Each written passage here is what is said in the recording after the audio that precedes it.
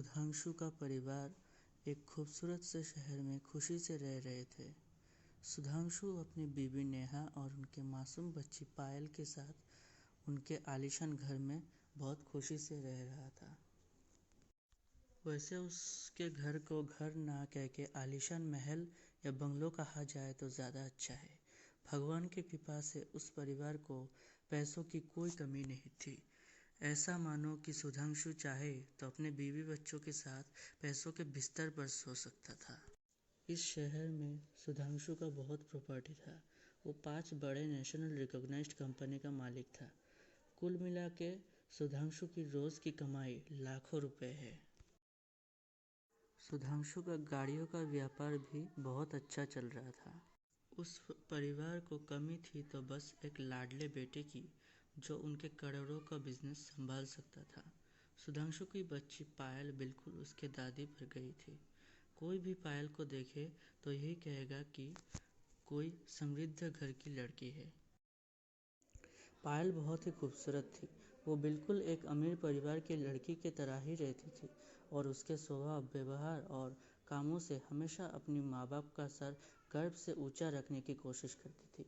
सभी लोग पायल से बहुत प्यार करते थे क्योंकि पायल थी ही ऐसी। मोहल्ले के सभी लोग भी उसे पसंद करते थे। वो बहुत शांत और प्यारी लड़की थी। अभी पायल कक्षा 3 में पढ़ रही है। वो इस शहर के सबसे बड़े और अच्छे स्कूल में पढ़ रही है। पायल बहुत ही ब्राइट स्टूडेंट है। जैसे वो पढ़ाई में अच्छी है, वैसे ही वो समय का भी बहुत ध्यान रखती है। पायल सुबह 6 बजे उठकर जल्दी अपने स्कूल के लिए तैयार होकर 7 बजे का स्कूल बस पकड़ती है। उसकी माँ को उसके लिए कोई तकलीफ उठाना नहीं पड़ता है। पायल और पूरे परिवार का सपना है कि वो बड़ी होकर डॉक्टर बने और उसमें वो काबिलियत भी है। पायल का स्कूल तो सबसे बड़ा और अच्छा है, पर वो थोड़ा शहर के बाहरी हिस्से में है। यूँ कहा जा सकता है कि शहर के आउटस्कर्ट में है, पर वहाँ आने जाने के लिए किसी को कोई तकलीफ नहीं है। वो हर रोज़ अपने स्कूल बस से स्कूल में आती जाती है। वही थोड़ी ही दूर में एक साधारण स्कूल था जिसका नाम था विद्याश्रम, और जहाँ कम फीस में गरीब बच्चों की शिक्षा का प्रबंध था। सबकी किस्मत तो एक जैसी नहीं होती। पास के गांव में एक मामूली मैकेनिक अपने बीवी बच्चों के साथ एक छोटी सी झोपड़ी सा घर बनाकर किसी तरह अपनी ईमानदारी और मेहनत की कमाई से जिंदगी बिता रहा था। उसका बेटा श्रीकांतो बसु भी उसके साथ रह के मैकेनिक का काम सीख रहा था और उसका बेटा उसे काम में मदद भी करता था। श्रीकांतो के पिता उसके भविष्य के बारे में सोचकर अपनी कमाई से कुछ पैसा बचाकर उसे पढ़ा रहे हैं। श्रीकांतो अब कक्षा 5 में विद्याश्रम में पढ़ रहा है। इतने दिन उसके पिता उसे अपने खटारे साइकिल पर बिठाकर स्कूल छोड़ने आते थे, पर अब श्रीकांतो बड़ा हो चुका है।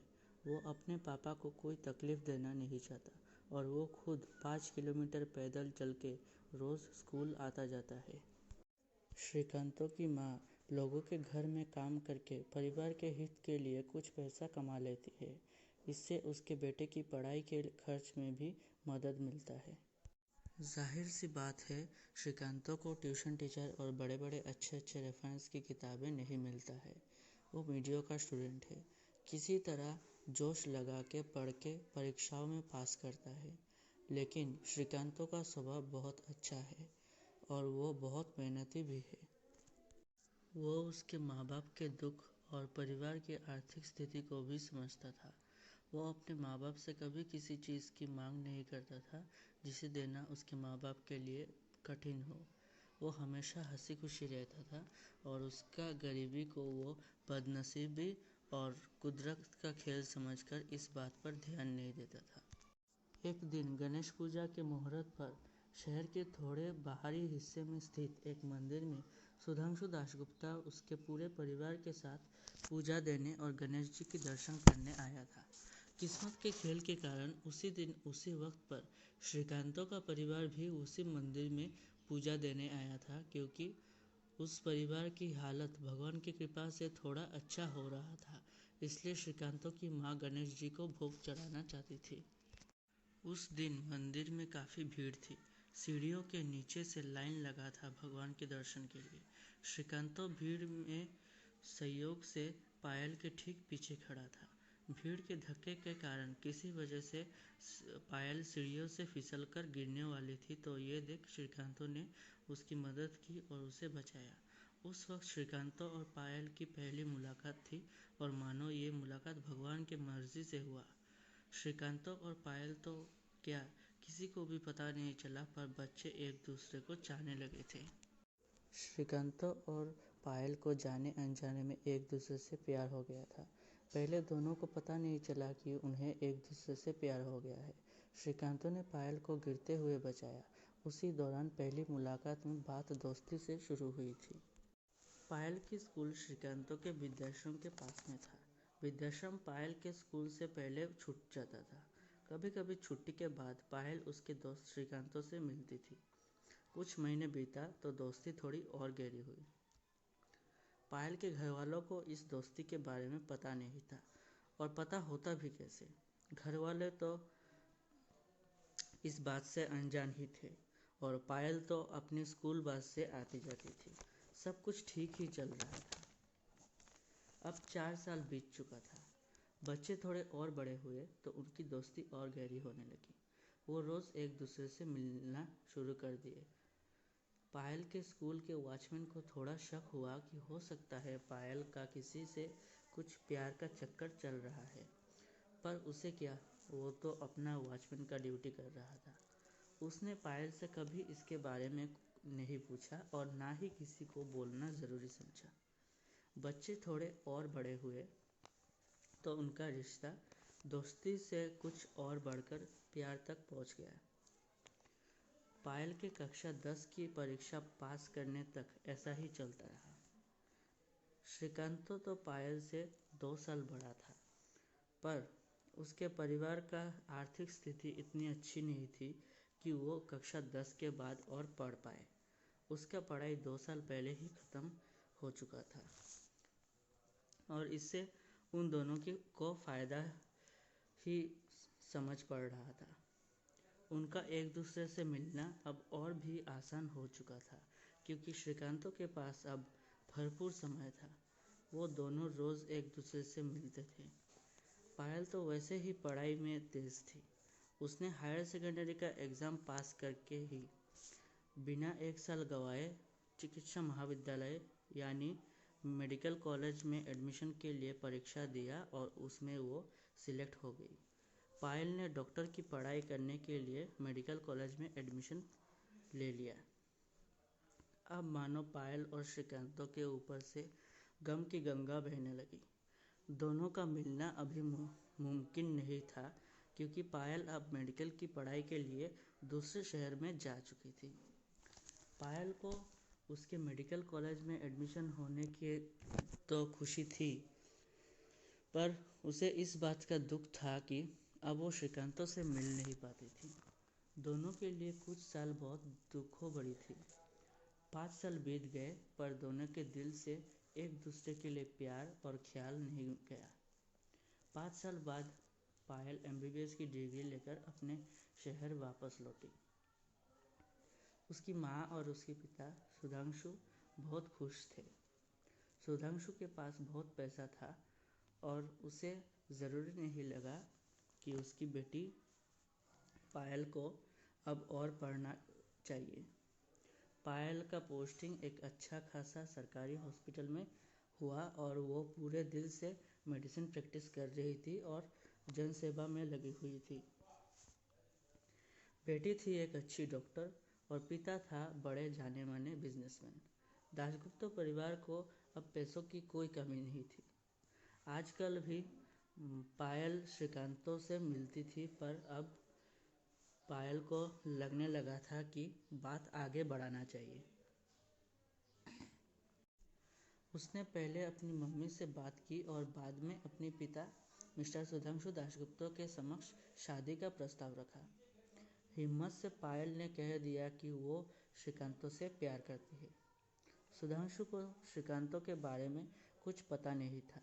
उसने अपनी बेटी से कह दिया कि अगर तुम उस लड़के से प्यार करती हो तो चलो एक बार उससे मिला लेना। अगले हफ्ते पायल ने उसके पिता को श्रीकांतों से मिलाया। जब सुधांशु को श्रीकांतों और उसके परिवार के बारे में पता चला तो उसने शादी से साफ इनकार कर दिया। और क्यों ना भी करता। कहा उनकी फूल सी बच्ची पायल जो बचपन से इतनी समृद्ध परिवार में है, जहाँ उसकी महल जैसे घर में किसी चीज़ की कोई कमी नहीं है, कैसे वो पायल उस गरीब श्रीकांतों के घर में जाकर रह पाएगी। पर आखिर श्रीकांतों और पायल तो थे दो प्यार करने वाले। पायल भी अपनी जिद पर अड़ी रही कि वो शादी करेगी तो सिर्फ और सिर्फ श्रीकांतों से। कभी कभी माँ बाप अपने बच्चे की भलाई के बारे में इतना ज़्यादा सोचने लगते हैं कि वो अपने बच्चों की ज़िंदगी नर्क के अंधकार में ढकेल देते हैं। सुधांशु भी शायद कुछ ऐसा ही कर रहा था। जाने अनजाने में वो अपनी उस बेटी को दुख के खाई में ढकेल रहा था, जिसकी हर खुशी पूरी करने के लिए सुधांशु कुछ भी करता था। पायल की माँ को तो कुछ भी समझ में नहीं आ रहा था। वो बेचारी तो मनोधर्म संकट में पड़ चुकी थी। वो आखिर करे तो करे क्या। एक तरफ उस अपनी बेटी की खुशी दिख रहा था तो दूसरी ओर उसकी पति परमेश्वर के मन की कामना और उसकी परिवार की इज्जत। पायल की मम्मी को ये भी डर था कि अगर वो अपनी बेटी के प्यार का साथ दे तो कहीं वो अपनी बेटी को गरीबी के दुख की झेल में ना ढकेल दे। पायल ने उसकी पिता को बहुत समझाने की कोशिश की, पर उसके पिता उसके मन के भाव और उसकी खुशी के बारे में नहीं सोच रहे थे।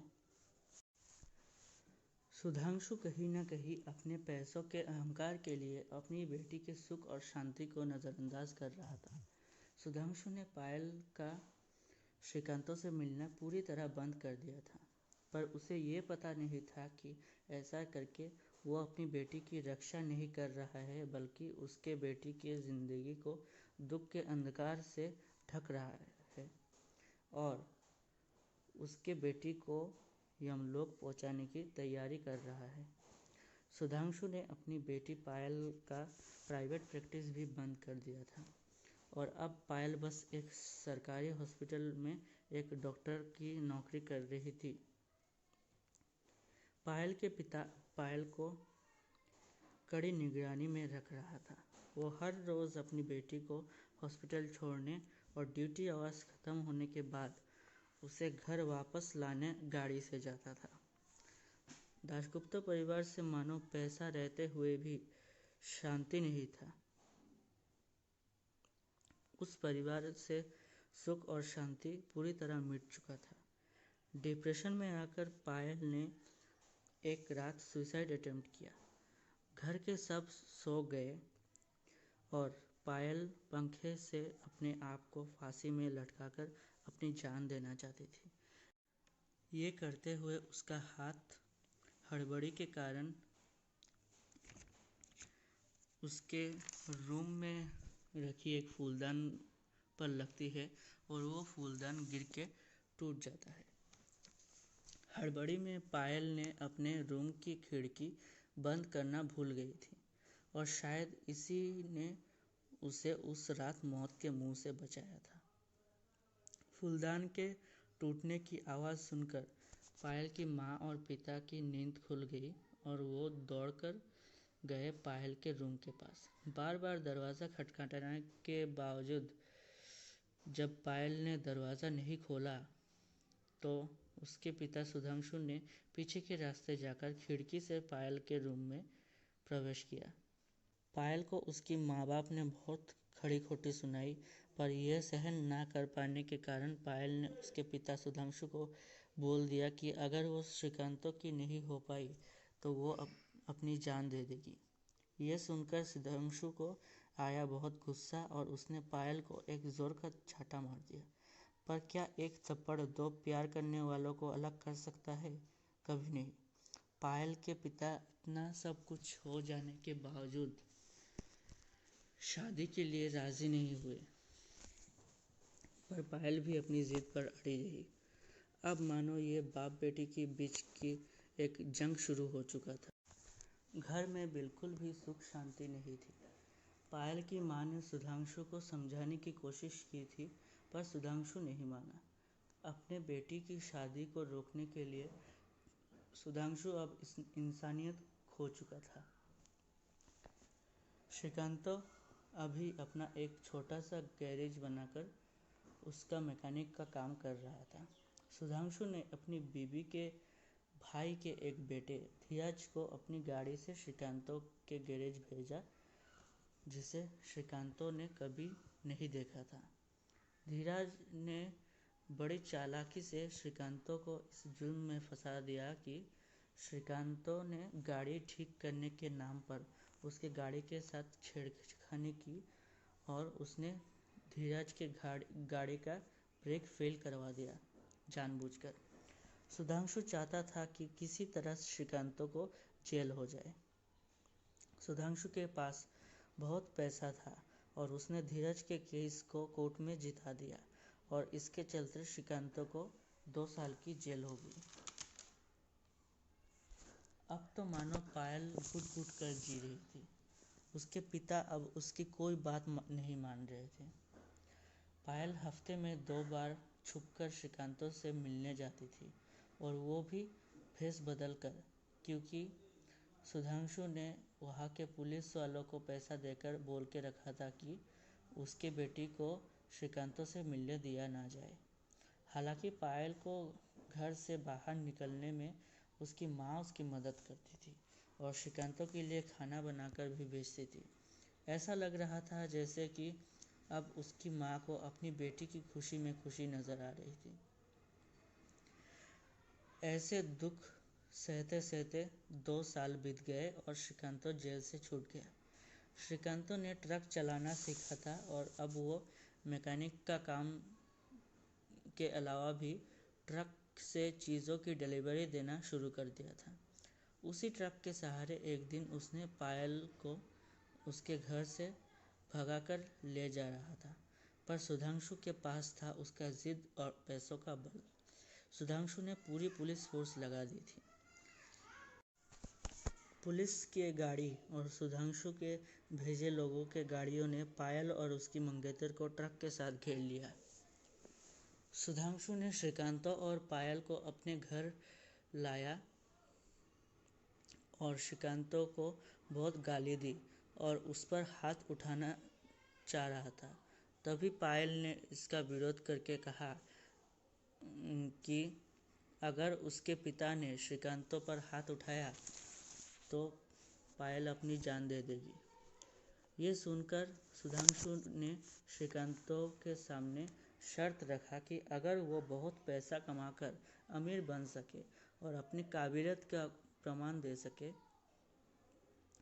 तो ही सुधांशु अपनी बेटी की शादी उससे कराने की बात सोचेगा। इस दिन के बाद बहुत दिन तक इन 2 प्रेमियों का मुलाकात नहीं हुआ। कुछ साल बीत गए और किस्मत ने अपना खेल दिखाया। श्रीकांतों अपनी मेहनत से बहुत बड़ा आदमी बन चुका था और अब उसकी गाड़ियों का इंपोर्ट एक्सपोर्ट का बिजनेस था। इस तरफ पायल की उम्र भी बढ़ती जा रही थी, पर वो किसी और से शादी करने के लिए तैयार नहीं थी। इस परेशानी के कारण और सुधांशु के पापों के फलस्वरूप सुधांशु का कंपनी में अब घाटा होना शुरू हो गया था। कुछ साल और बीत गए। अब सुधांशु के सभी कंपनी घाटे में चल रहा था और वो कर्जे में डूबा हुआ था। मजबूरन उसने एक एक करके अपनी सारी कंपनी बेच दी। कंपनी बेचने के लिए उसने अखबारों में एडवर्टाइजमेंट दिया था और उसकी सभी कंपनी किसी और कंपनी के रिप्रेजेंटेटिव ने सही दाम देकर खरीद ली थी। अब सुधांशु की हालत और भी बदतर हो रही थी। उसे मजबूरन अपनी आलीशान घर को भी नीलामी के लिए देना पड़ा। उसमें सबसे ऊंची बोली लगाकर जिसने सुधांशु का घर खरीदा था, वो कोई और नहीं बल्कि श्रीकांतो बसु था। सुधांशु ने समझा कि श्रीकांतो उससे बदला ले रहा है। अगले दिन जब सुबह दासगुप्त परिवार अपने घर छोड़ने वाले थे, तभी हाजिर हुआ पायल का आशिक श्रीकांत। उसने आकर सुधांशु को बहुत समझाया और कहा कि पापा जी, आप जिन पैसों पर अहंकार करते थे वो किसी के ज़िंदगी में भी स्थित नहीं रहता है। स्थित रहता है तो वो है प्यार। आपके प्यारे पैसों ने आपका साथ छोड़ दिया था, पर मेरे सासू माँ के प्यार ने आपको नहीं छोड़ा। उसने कहा कि आपकी सारी कंपनी मैंने खरीदी है और अब आपका घर भी। आपकी सारी प्रॉपर्टी मेरे हाथ में सुरक्षित है। मैं ये सब आपको वापस दे दूंगा, बस आप मुझे आपकी बेटी का प्यार दे दीजिए। मैं पायल से बहुत प्यार करता हूँ। आप उसकी शादी मेरे से करा दीजिए। श्रीकांतों के मुंह से सुधांशु के लिए पापाजी शब्द सुनकर सुधांशु का दिल पिघल गया। उसके मन में अब श्रीकांतों के लिए कोई शिकायत नहीं थी और उसे समझ आ चुका था कि प्यार की कीमत पैसों से कहीं ज़्यादा बढ़कर है और पायल को श्रीकांतों से ज़्यादा और कोई प्यार नहीं कर सकता। सुधांशु ने श्रीकांतों से कहा कि तुम्हारे रिश्तों के बीच का कांटा गरीबी था, जो अब तुम्हारे ज़िंदगी में नहीं है। मैं तुम्हारी शादी मेरी बेटी से ज़रूर कराऊंगा, पर मेरा कहना मानो बेटे, शादी के बाद तुम यहीं रहना और अब तो यही तुम्हारा घर है। तुम्हें यहाँ कोई परेशानी नहीं होगी। बेटा, मैं अपनी बेटी पायल से बहुत प्यार करता हूँ। उसके बिना मैं नहीं जी सकता। श्रीकांतों ने कहा, पापा जी, मेरे पिता मुझे तभी छोड़कर चले गए थे इस दुनिया से जब मैं 14 साल का था, और मेरी माँ भी कुछ साल बाद कैंसर से तड़प तड़प कर मर गई थी, वो भी बिना इलाज के, क्योंकि उस वक्त मेरे पास पैसा नहीं था। अब इस दुनिया में आपके परिवार के बिना मेरा और कोई नहीं है। शादी के बाद मैं यही रहूँगा। सब लोग अब बहुत खुश थे। पंडित जी को बुलाकर शादी का मुहूर्त निकाला गया। अगले दिन पूरे मोहल्ले के सामने सुधांशु ने घोषणा कर दी थी कि अगले महीने 9 तारीख को उसकी बेटी पायल और श्रीकांतों की शादी है। पर यह खुशी शायद पायल की माँ को सहन नहीं हुई। वो ज़्यादा भावुक हो गई, और इसलिए क्योंकि पहले से ही उन्हें हार्ट की बीमारी थी, पायल की माँ को मेजर हार्ट अटैक हो गया। तुरंत उन्हें शहर के सबसे बड़े हॉस्पिटल में एडमिट किया गया। डॉक्टरों ने उम्मीद छोड़ दी थी और कुछ दिन बाद उन्हें इस देश के सबसे बड़ी हॉस्पिटल में लेके जाने के लिए रेफ़र कर दिया गया था। पर वहाँ भी डॉक्टरों ने हाल छोड़ दिया था, क्योंकि बहुत मेजर बाईपास सर्जरी की ज़रूरत थी, जिसका सक्सेस होना नामुमकिन था। पर श्रीकांतों ने भी ठान ली थी कि वो उसके सासू माँ को कुछ भी नहीं होने देगा। उसने तो मानो उसकी सासू माँ की इलाज के लिए पैसों की बरसात ही कर दी थी। बाहर के देशों से बेस्ट सर्जन का टीम बुलाया गया और ट्रीटमेंट शुरू की गई। पूरे जोश के साथ ट्रीटमेंट चालू था। ऑपरेशन 18 घंटे का था। उस 18 घंटे श्रीकांतों ने कैसे कटाया वो ही जाने। उसने पूरे दिल से भगवान की आराधना की, अपने हाथों में आग लेकर आरती किया। उस 18 घंटे मानो इस परिवार पर गम की आंधी टूट पड़ी थी। उसकी सासू माँ की उम्र का जोर और सबकी प्रार्थना रंग लाई। ये ऑपरेशन सक्सेसफुल हुआ। कुछ दिन बाद श्रीकांतों की सासू माँ को हॉस्पिटल से डिस्चार्ज किया गया। अब सब लोग घर लौटे। 5 साल बीत गया। अब पायल की एक 2 महीने का बेटा और 2 साल की बेटी हुई। सुधांशु को बेटे की कमी थी, जो श्रीकांतों ने पूरी की। अब दासगुप्त परिवार में पैसा तो है ही, जो पहले भी कभी होता था, पर अब पैसों के साथ साथ सुख और शांति भी भरपूर है। सुधांशु उसकी बीवी, बेटी पायल, दामाद श्रीकांतों और पोता पोती के साथ अब खुशहाल जिंदगी बिता रहा है।